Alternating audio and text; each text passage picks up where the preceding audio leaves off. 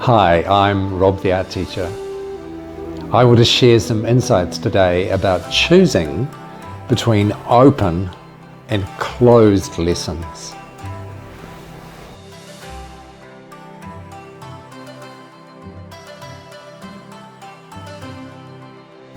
I've been thinking about how we choose and why we choose between a lesson that is closed in the sense that we're showing the student precisely what they're going to make, and something that is open to their choices, open more to their self-expression and them developing their own voice.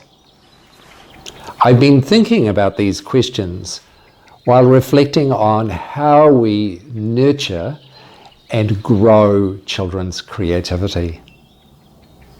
So what is an open lesson? And maybe if I phrase it differently, what is an open-ended lesson? An open-ended lesson is one where the student is introduced to some starting point, but the student is not shown what the end point will look like. In contrast, what is a closed lesson? In a closed lesson, students are shown, or they believe they've been told, what the finished product will look like.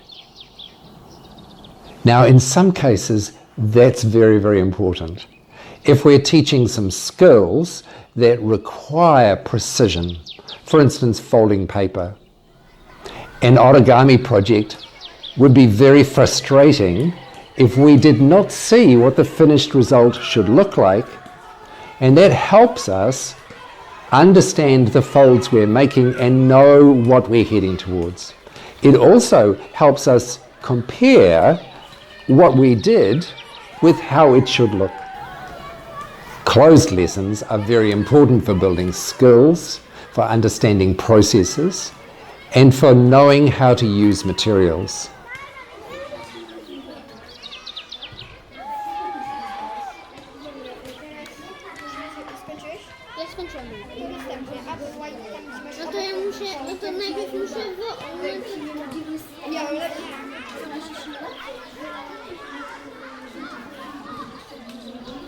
But if the focus of the lesson is expression, it is creativity, then the closed lesson at some stage needs to open out and give students choice so that they can think for themselves. Let's take the closed lesson and the open lesson and understand that we're going to be using both.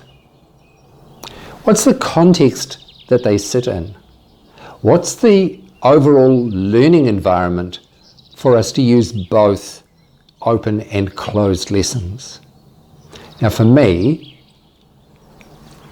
I would call this an open-ended environment.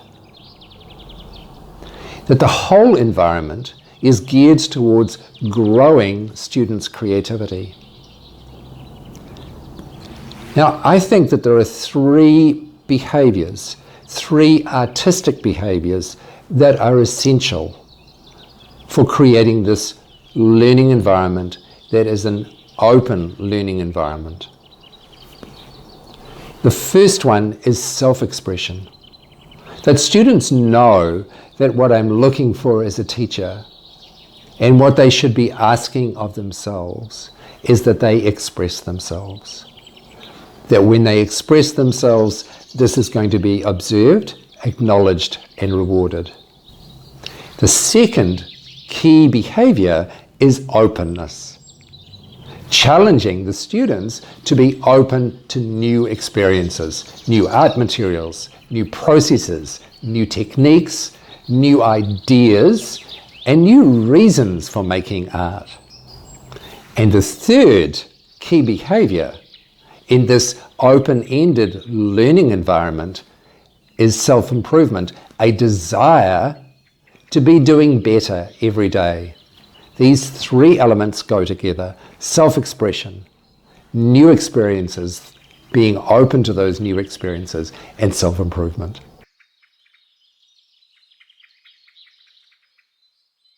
the classic equation in creativity.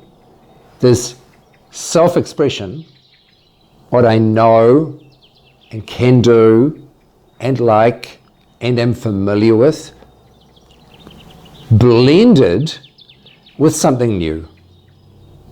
Some new experience about inspiration, materials, process, ideas.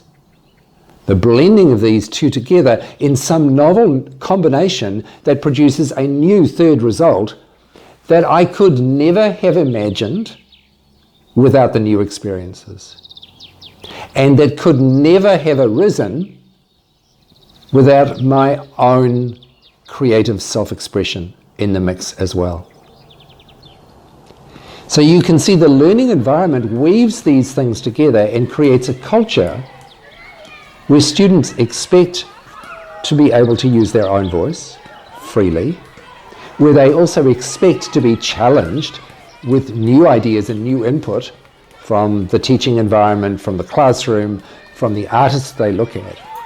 And they know that they're going to be challenged to bring those things together and to experiment with them and see what happens when they bring themselves together with the new experiences in some new creative form. So when looking at the relationship between closed lessons or closed projects that might be very directive because they are showing what the finished result will look like, and open projects, open-ended projects, where the student's own creative growth and development is really important and is the primary reason for the project. When we look at the balance between the two, it's not an either-or situation really, even though I've said how do we choose between them. In fact, if we look at artists' practice, it's a continuum. That there are elements of copying and imitation in artists' practice when they're looking at other artists. And very often the early stages are close study, even copying of what another artist has done. And then gradually the copying becomes interpretation. And then finally it becomes a flowering of new artworks where you can see the traces of the original artist they were looking at and inspired by and motivated by. But you see that the artist has added more and more of their own world, their own voice, their own stylistic language, and their own ideas in the works that result. And that's where I think we're trying to get our students to move.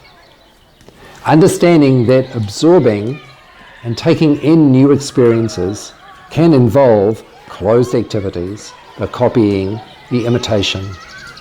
That must involve some self-awareness and critical thinking, the reinterpreting, understanding what is it about that artist's work that I really am drawn to. What aspect am I drawn to? Interpreting that and beginning to play with that with their own previous ideas and learning to develop something that never existed before.